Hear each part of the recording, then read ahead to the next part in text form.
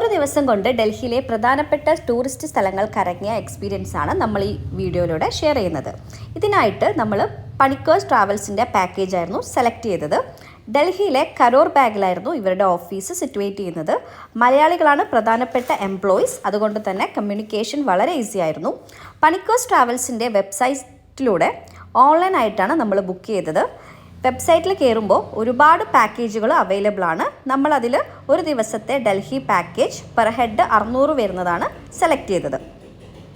ആദ്യമായിട്ട് ഡൽഹിയിൽ പോകുന്നവർക്ക് ഏറ്റവും അഫോർഡബിളും യൂസ്ഫുള്ളുമായിട്ടുള്ളൊരു പാക്കേജായിരുന്നു പണിക്കേഴ്സിൻ്റെത്. യാത്ര സ്റ്റാർട്ട് ചെയ്തത് കരോർ ബാഗിലെ പണിക്കേഴ്സ് ട്രാവൽസിൻ്റെ ഓഫീസിൽ നിന്നാണ്. ഏകദേശം 8 മണിക്കായിരുന്നു. ഇതായിരുന്നു നമ്മൾ പോയ ബസ്. Semi sleeper AC ബസ്സായിരുന്നു. 2 സൈഡും നല്ല വിസിബിളും ആയിരുന്നു. ബസ്സിൽ നമ്മളെ കൂടെ ഒരു ഗൈഡ് ഉണ്ടായിരുന്നു. അദ്ദേഹം ഓരോ സ്ഥലത്തിൻ്റെയും പ്രത്യേകതകൾ കൃത്യമായിട്ട് പറഞ്ഞു തന്നിട്ടുണ്ടായിരുന്നു. നമ്മൾ ആദ്യം തന്നെ ഇന്ത്യ ഗേറ്റ് കാണാനായിട്ടായിരുന്നു പോയത്. നല്ല രാവിലെ ആയതുകൊണ്ട് തന്നെ അധികം തിരക്കൊന്നും ഇല്ലായിരുന്നു. അതുകൊണ്ട് തന്നെ നമുക്ക് നന്നായിട്ട് ഇന്ത്യ ഗേറ്റും അതിൻ്റെ ചുറ്റുഭാഗങ്ങളൊക്കെ കാണാൻ പറ്റിയിട്ടുണ്ട്. നല്ല ഫോട്ടോസും വീഡിയോസൊക്കെ എടുത്തു. ഞാൻ കുറേ സമയം അവിടേക്കൊക്കെ നടന്നൊക്കെ ചെയ്തു. അതിനുശേഷം നേരെ നമ്മൾ ലോട്ടസ് ടെമ്പിൾ കാണാൻ പോയി. ലോട്ടസ് ടെമ്പിളും നല്ല ബ്യൂട്ടിഫുൾ ആയിട്ടുള്ളൊരു കാഴ്ചയായിരുന്നു. അവിടെ ഫ്രണ്ടിലൊക്കെ നല്ല ഗാർഡൻസും കാര്യങ്ങളൊക്കെ ഉണ്ട്.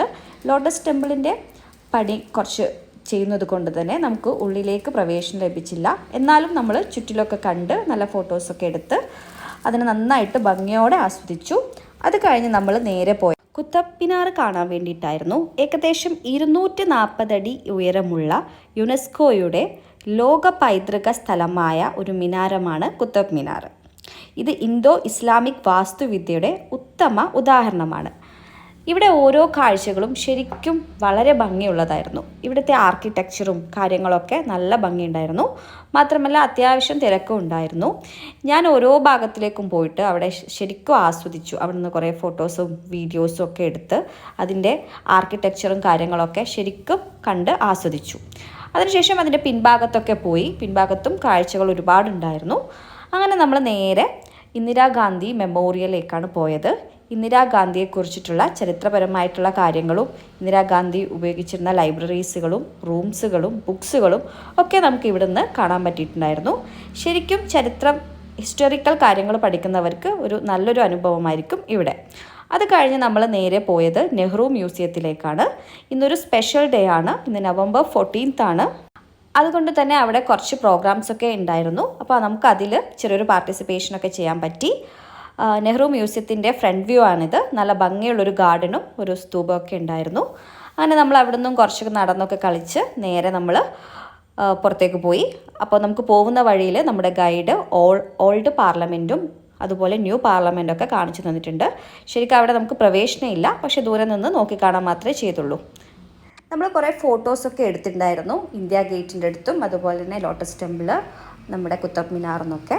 പക്ഷെ നമുക്ക് നമ്മുടെ പാക്കേജ് അനുസരിച്ച് 6 പ്ലേസ് ഉണ്ടായിരുന്നു. അതിൽ രാജ്ഘട്ട് മാത്രം നമ്മൾ പോയില്ല. കാരണം നമുക്ക് കുറച്ച് ടൈമിങ്ങിൻ്റെ ഇഷ്യൂ ഉള്ളത് കൊണ്ട് നമ്മൾ ലാസ്റ്റത്തെ സ്ഥലം ഒഴിവാക്കുകയാണ് ചെയ്തത്. പിന്നെ എക്സ്ട്രാ നമ്മൾ പോയത് TPTC ആയിരുന്നു. TPTCയും നല്ലൊരു കാഴ്ച തന്നെയായിരുന്നു. അതുപോലെ നമുക്ക് മിസ്സായ ഒരു കാര്യം റെഡ് ഫോർട്ടായിരുന്നു. നമ്മുടെ ആ ഒരു ഇഷ്യൂ ഉള്ളത് കൊണ്ട് റെഡ് ഫോർട്ട് മിസ്സായി.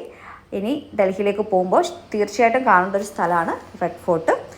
ഇത്രയും കാര്യങ്ങളായിരുന്നു പാക്കേജിൽ ഇൻക്ലൂഡ് ആയത്. ശരിക്കും മനോഹരമായിട്ടുള്ളൊരു യാത്രയായിരുന്നു. ഒരുപാട് യാത്രാ അനുഭവങ്ങളുണ്ടായിരുന്നു.